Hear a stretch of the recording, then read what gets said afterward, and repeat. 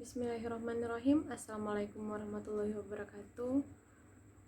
Baiklah, sebelumnya perkenalkan, nama saya Neski Yusuf Febri. Kali ini akan membuat video tentang materi kewarganegaraan untuk melengkapi tugas ujian tengah semester. Langsung saja, yang pertama yaitu urgensi pendidikan kewarganegaraan. Urgensi sendiri memiliki makna yaitu sesuatu yang mendasar, dan pendidikan kewarganegaraan yaitu upaya dalam mengembangkan potensi dalam menumbuhkan modal sosial dan membangun suatu bangsa dan negara. Adapun beberapa urgensi dalam pendidikan kewarganegaraan yaitu sebagai pedoman bagi warga negara supaya dapat menciptakan aspek religius, demokratis, cinta tanah air, dan juga berpikir kritis.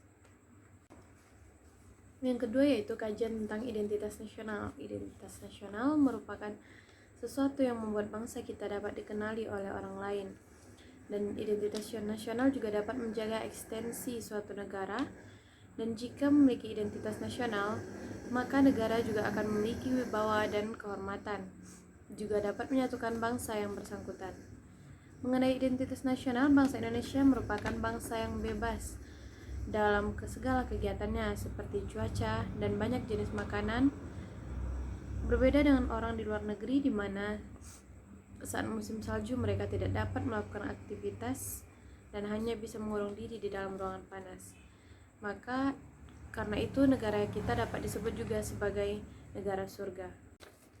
Yang ketiga yaitu dinamika dan tantangan integrasi nasional. Integrasi nasional yaitu usaha dalam mempersatukan perbedaan-perbedaan yang ada dalam suatu bangsa agar terciptanya keserasian dan keselarasan secara nasional. Namun ada beberapa tantangannya seperti kurangnya penghargaan terhadap kemajemukan, kurangnya toleransi terhadap sesama golongan, kurangnya kesadaran di dalam diri masing-masing rakyat Indonesia, dan adanya sikap ketidakpuasan terhadap ketimpangan dan ketidakmerataan pembangunan. Selanjutnya yaitu inti kajian negara dan konstitusi. Sementara pengertian negara itu dapat diartikan berdasarkan dengan perkembangan dan kondisi masyarakat.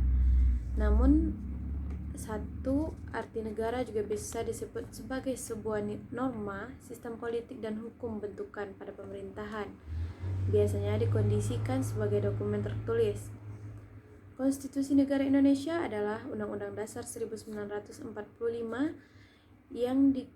yang untuk pertama kali disahkan oleh PPKI pada tanggal 18 Agustus 1945. Dan dalam tata susun peraturan perundang-undangan negara menempati tempat tertinggi. Perubahan yang dilakukan merupakan suatu sisipan dan konstitusi yang asli tetap berlaku.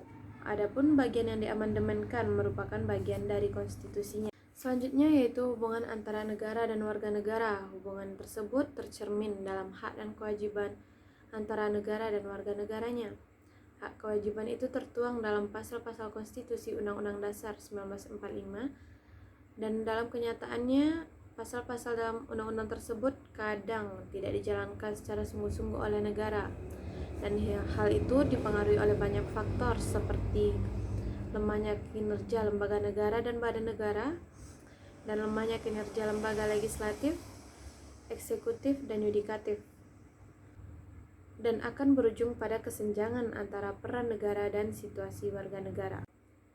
Selanjutnya yaitu teori dan penerapan demokrasi di Indonesia. Demokrasi adalah bentuk atau sistem pemerintahan yang segenap rakyat turut serta dalam pemerintahan dengan perantara pewakil-wakilnya seperti pemerintahan rakyat. Demokrasi perwakilan dengan sistem parlementer merupakan sistem demokrasi yang di dalamnya terdapat hubungan kuat antara badan eksekutif dan badan legislatif. Penerapan demokrasi di Indonesia terbagi menjadi 5 periode, yaitu periode 1945 sampai 1949 dengan demokrasi Pancasila, periode 1949 sampai dengan 1959 dengan sistem demokrasi parlementer, periode 1959 sampai 1965 dengan sistem, dan periode 1965 sampai 1998 yaitu demokrasi Pancasila Orde Baru, periode 1998 sampai sekarang dengan sistem demokrasi Pancasila Orde Reformasi. Selanjutnya yaitu makna Indonesia sebagai negara hukum dan penegak HAM. Indonesia merupakan suatu negara penegak hak asasi manusia yang telah diredukasi maknanya menjadi hukum yang penegaknya dibatasi. Terakhir, saran dari saya untuk kita sebagai generasi muda mengenai realita saat ini, yaitu kita sebagai generasi muda ikut melibatkan diri dalam demokrasi, tidak melanggar aturan yang sudah ada, turut serta dalam kegiatan sosial, menumbuhkan semangat dalam diri dan saling membantu sesama. Juga berhati-hati dalam menerima informasi, dikarenakan informasi sekarang sangat gampang didapat dan bisa disebarkan oleh pihak-pihak yang tidak bertanggung jawab. Sekian yang dapat saya sampaikan dalam video ini. Lebih dan kurang mohon maaf. Wassalamualaikum warahmatullahi wabarakatuh.